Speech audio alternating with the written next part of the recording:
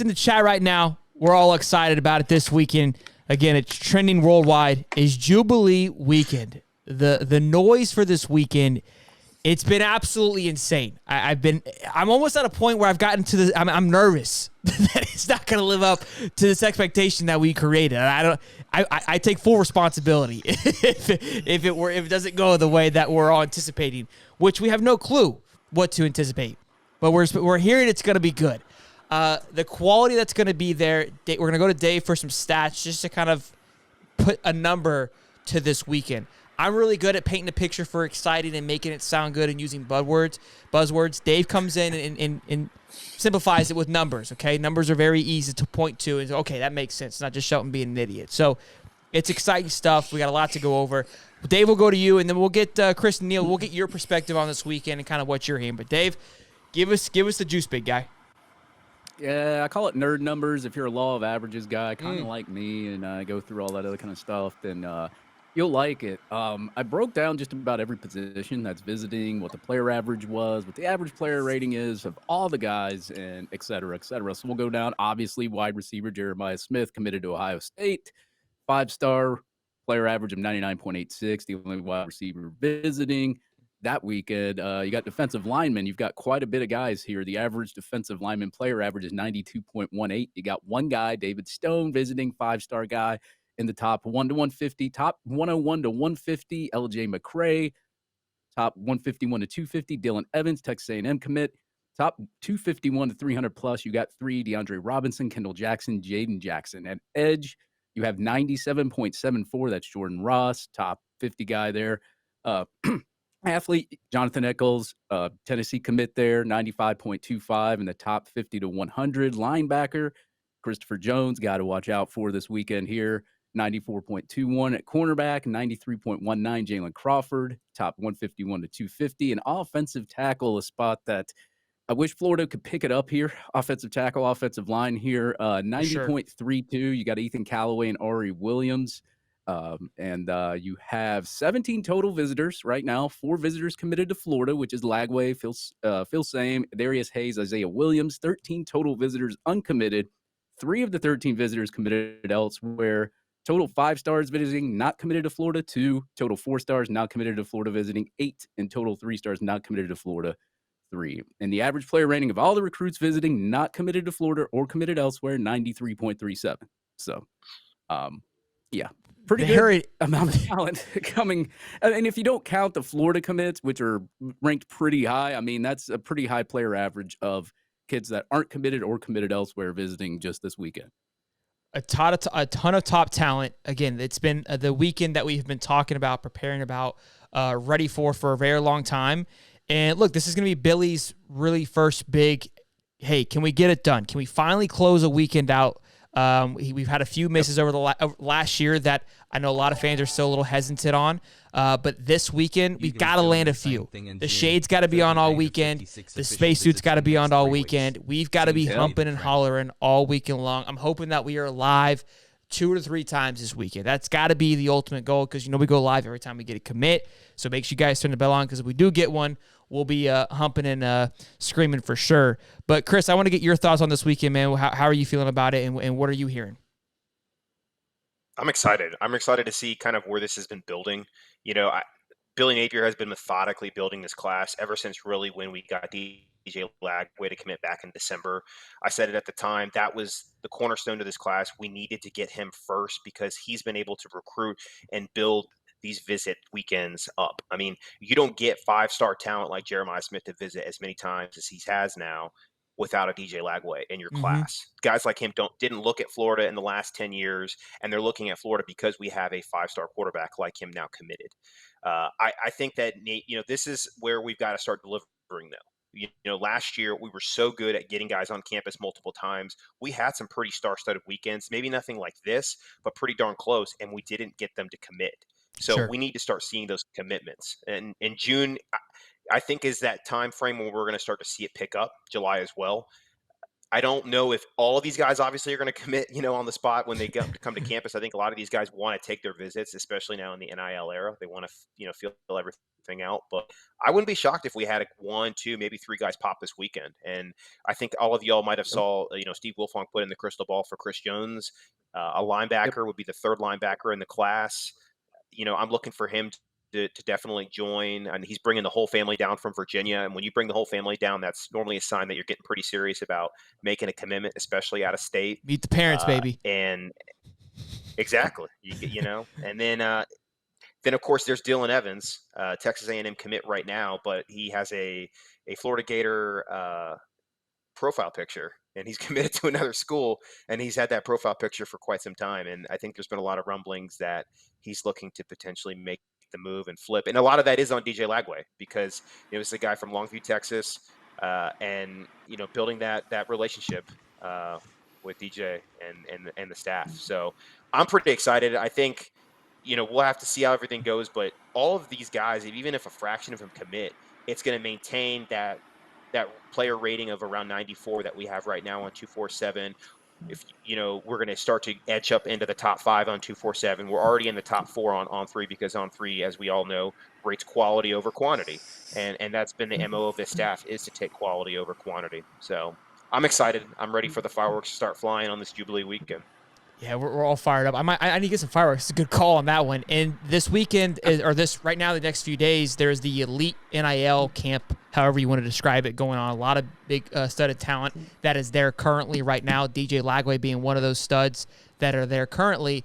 A lot of noise being talked about. A lot of other recruits chirping. We've got some content later on talking about one of the commits that David mentioned, where he's not trending on 3 to go to Florida currently, but a lot of noise from the recruits at this camp are saying, yeah, this guy's looking at Florida. So love that DJ's able to be a part of this NIL camp or event. I don't know how to describe this, but being amongst all those people and all that talent, it's good for Florida. It's a good look for Florida, and a lot of potential Florida commits are at this camp as well too. So Neil? Yeah, I mean, Chris went and mentioned, or Chris and Dave, I think, mentioned a lot of the guys that are coming. The ones that I'm really looking at are Dalen Evans, who with the Florida Gator profile picture, are you really committed to another school if you're going to have the Gator jersey and the helmet on? Chris Jones is one I'm really, really, really excited about. The one that I think it was just today, Chris, or was it yesterday that the crystal ball came in? Today. It was recent. It was today. Okay. Very very recent. Guy's super, super productive as a sophomore in high school. I think he had 142 tackles or so, including, I think, 26 for loss, which, Virginia high school football, Fairfax, Virginia, that's, DC area is pretty good in terms of quality of football that you're going to get there. So for him to be that productive as a sophomore, to me, really speaks volumes. I'm high on Dalen Evans too.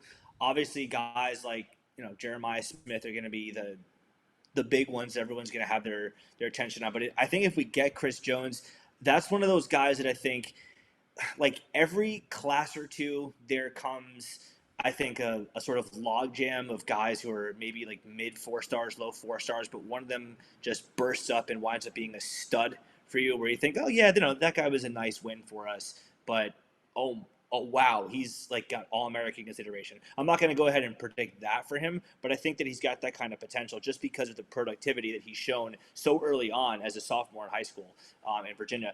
I do think that we're going to get a battle for him. I think he's going to visit Georgia 2 weeks from now. I think on the 16th, he's going to Athens to visit them. So that's going to be a battle. I know the crystal ball came in, but if we learn anything, it's never to count out Kirby Smart in Georgia when they really want a kid. And obviously, if he's going to visit them, they want him to at least some baseline degree. But that's one that I think if Florida gets, that one means a little bit more, because that's a head-to-head win over Georgia, or would be a head-to-head win over Georgia, and you're getting a kid who shows that he can produce very, very early on.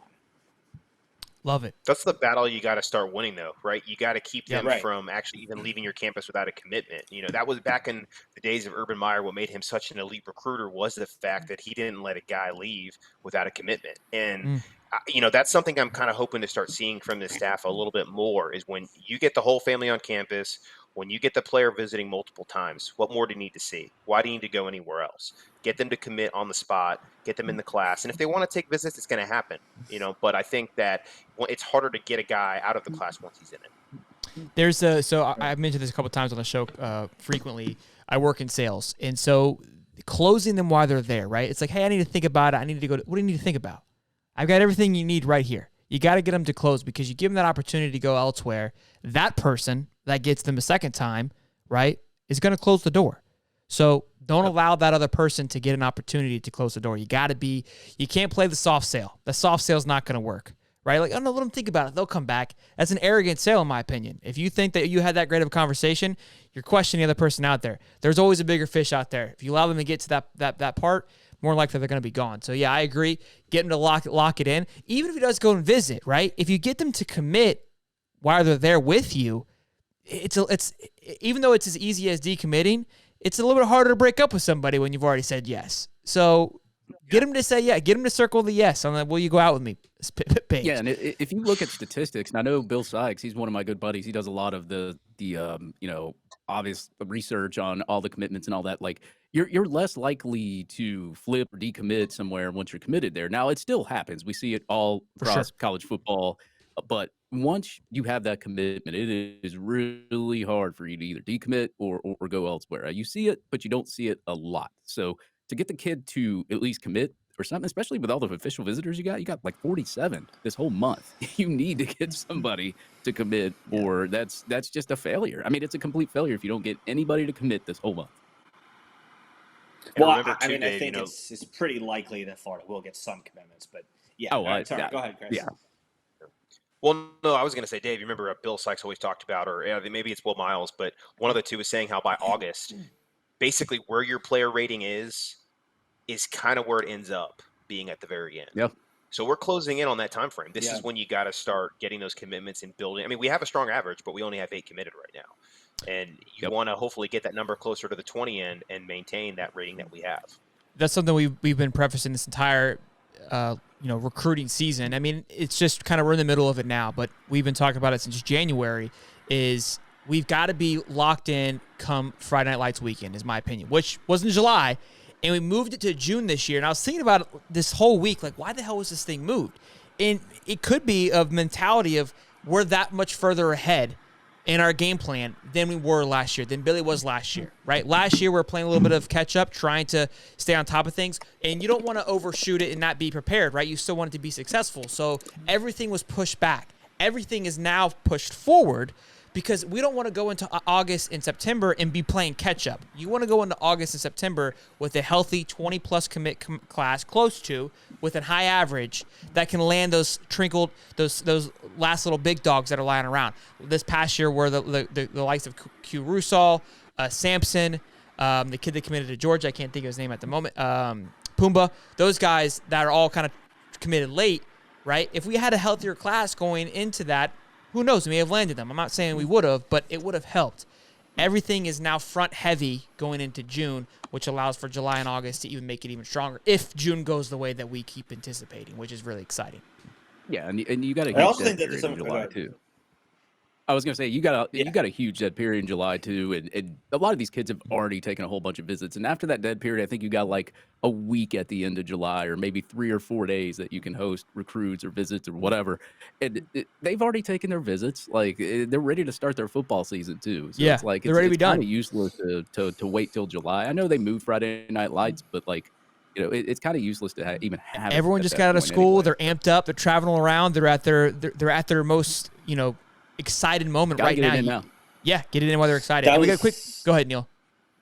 I mean, I was just going to say that was exactly what I was going to say. Most kids, or not most, but a good number of kids are going to say to themselves, "You know what? I want to enjoy my last year of high school. I want to enjoy my senior year of football.